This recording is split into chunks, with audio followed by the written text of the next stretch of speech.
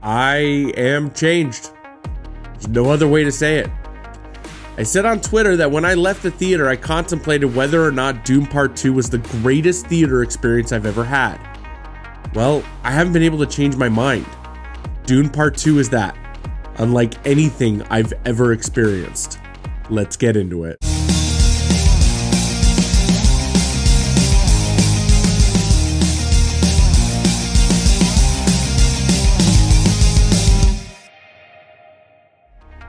Hey movie fans, I'm Matt, and today we're talking Dune Part 2 starring Timothée Chalamet, Zendaya, Rebecca Ferguson, Javier Bardem, Josh Brolin, Austin Butler. Just about everybody is in this movie, and it's directed by Denis Villeneuve. Alright, today bear with me folks because there is a lot to break down here. Now, Dune is an epic science fiction novel penned by Frank Herbert in 1965, and it holds the distinction of being frequently cited as the best-selling science fiction novel in history. Herbert penned 5 sequels to Dune, and after his death in 1986, his son Brian Herbert, along with author Kevin J. Anderson, extended the series with over a dozen additional novels from 1999 onward. And up until this point, the main book had already been adapted to film twice. First in 1984, directed by David Lynch, and again in 2000 as a sci-fi miniseries. Now I understand the thinking on behalf of the studios, and coming off a lackluster box office reception of Blade Runner 2049, production contracts for Dune were only secured for one film,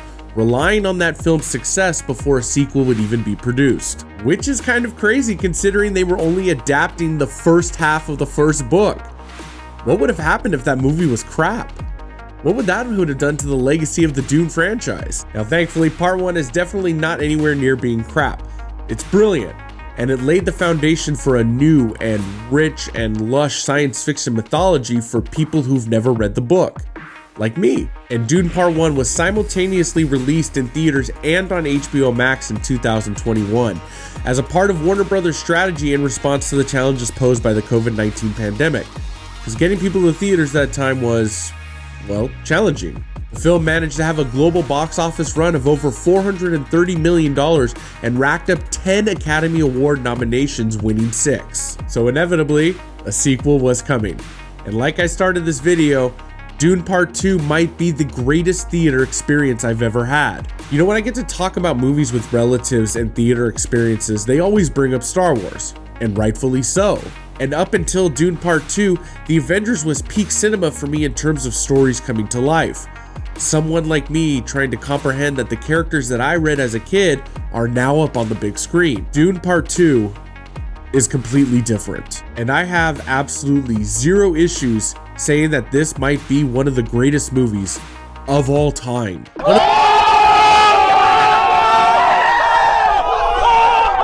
One of the film's most captivating aspects is its sound and sound design.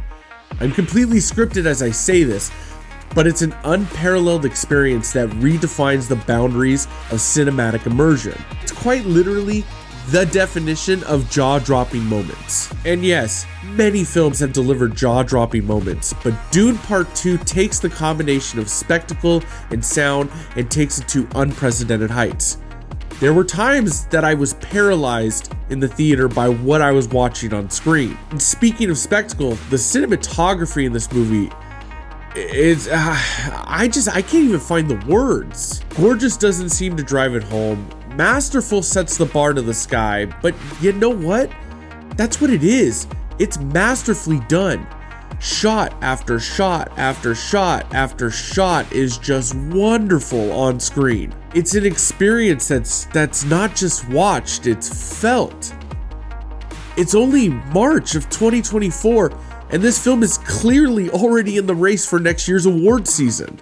In fact, Oppenheimer should be thanking the film gods that this film got delayed due to the writer's strike. Because as much as I gushed over Oppenheimer and as much as I love that movie, my tune for this year's awards would be very different. I don't need to spend any time pining over Hans Zimmer. The score in this is beautiful and it's emotional, and there's a reason that he is one of the greatest of all time. The score is magnificent in this movie.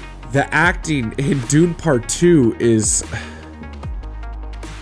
top notch. I don't know what other way to say it. My God, it's March, and I have to remind myself of that. I just don't see how the acting this year doesn't bring nominations next year. And I know it's so early to say that, and it could very well change, but I just don't see how it's not. Zendaya is the absolute heartbeat of this film, and it is easily my favorite performance of hers. Javier Bardem as Stilgar delivers a magnificent performance. He brings levity to the film, he brings laughter, he brings so much to this movie. He is brilliant in this. Austin Butler brings arguably one of the most memorable villain performances in just a short amount of time. It's unforgettable. Rebecca Ferguson is fabulous in this. Florence Pugh is incredible. It's just, everyone was on top of their game. But Timothée Chalamet has taken that next step.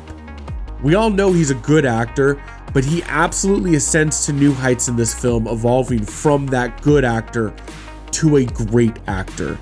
He commanded the screen. There are a few scenes where it's just him and you cannot help but feel the presence that he has while he's there. Brilliant, brilliant work. And that's not even everyone in the film. I mean, you could just go on and on and on talking about the performances, but everyone contributes to the film's remarkable performances. Every character has a vital piece of the puzzle. And within this puzzle, there's religion, there's politics, there's emotion, there's depth. There's so much mythology just given to you on screen that it's just perfect. I don't know what other way to say it. It's perfect. Now, I briefly touched on it earlier when I talked about the sound and the spectacle, but to really appreciate the intricacies of Dune Part 2, you must see this in IMAX. There is no other way to see this. The scale, the detail of the desert landscapes, the intricate costumes, and the otherworldly technology are all brought to life in a way that demands the largest canvas possible, and that's the IMAX screens. You have to see this in IMAX. Villeneuve's vision is unlike anything I've ever experienced. My relatives talked about seeing Star Wars. Well, this is my Star Wars experience. To be paralyzed at times by what's happening on screen. I was in disbelief. Warner Brothers has their new Lord of the Rings. I want more Dune. I want more of this world, and I'll wait as long as I need to wait if I'm going to get this quality of film. Now, as much as I'm sitting here ready to give all the awards to Dune, I do have two very small criticisms, but I've thought about these a lot, and I have a feeling that these issues will fade the more times I see the movie. The first revolves around certain scenes that introduce some narrative elements only to seemingly disregard them in the next scene. I'm not sure if I just missed something or what. My eyes didn't leave the screen, so I think a second and third and fourth viewing might alleviate this problem. This is just one thing I noticed while I was watching. Second critique concerns the film's pacing. The movie is a chess match, and I have a feeling that some people may say it was slow at times. Now, this doesn't bother me personally, but there are moments that momentum is building and it does feel interrupted. But again, I really do think that these two small concerns I have are going to be alleviated once I've seen the film 86 more times, because I cannot wait to see this again. Denis Villeneuve has set the bar for science fiction. Everything moving forward will be compared to this, and I'm so glad that it will be. This movie is something that I've not stopped thinking about. And you're going to hear this a lot, and they're not wrong, but this is why we go to the movies. To be taken away, to feel something, to be mesmerized. Dune Part 2 is exactly that. Please see it in IMAX. So naturally the answer is yes. I not only recommend this movie to everyone, I'm going to be going out of my way to ask people if they've seen this film. I've already sent out numerous chats starting the campaign. This is a film that needs to be seen and it needs to be an experience. And I've said it 100 times, but please see it in IMAX. It needs to be experienced that way. This is going to be a film that is going to be talked about for years and years and years. As always, I encourage you to watch the film and form your own opinion though.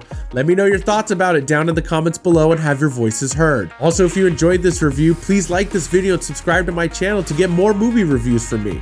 Your support is greatly appreciated. Next time we return to the sea with Aquaman and the Lost Kingdom. It's the final film in the DCEU before James Gunn kicks off the new universe in 2025, so it's time to see how it all comes to an end. Thanks again for watching, and I'll see you guys at the movies.